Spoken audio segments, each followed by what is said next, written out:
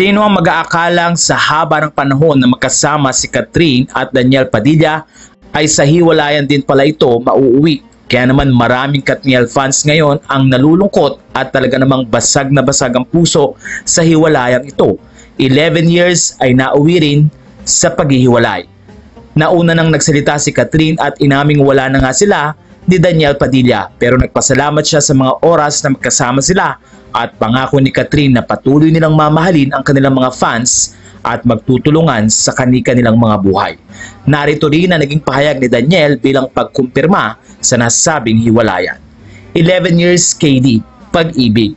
Sa mundo, buhay at sa limitadong oras na tayo ay nandito, isang malaking biyaya ang pagmamahal. Ang mahalin ka at mahalin mo. Ang mga alaala natin ay lagi kong baon sa puso ko at magiging liwanag sa mga madidilim kong araw. Thank you for dancing with me during my highs and thank you for singing with me during my lows. Our lives may drift away, but our love will still ride the tide.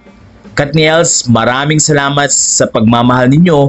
Maraming salamat sa napakagandang pinagsamahan natin. Hindi namin ipagpapalit at hindi makukumpara kahit ano pang gawin nila.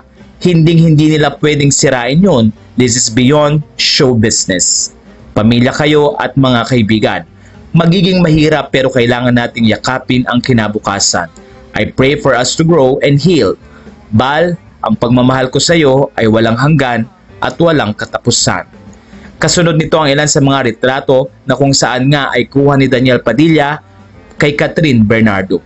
Comment ng Solid Katniel, mahal namin kayong dalawa, wala ring hanggan at wala ring katapusan. Sa puntong ito ay ipinakita pa rin ng mga Katniel fans na patuloy nilang susuportahan si Daniel at pati na rin si Kathryn na humihiling nga na samahan sila sa paggaling or healing na tatahakin sa mga darating na araw.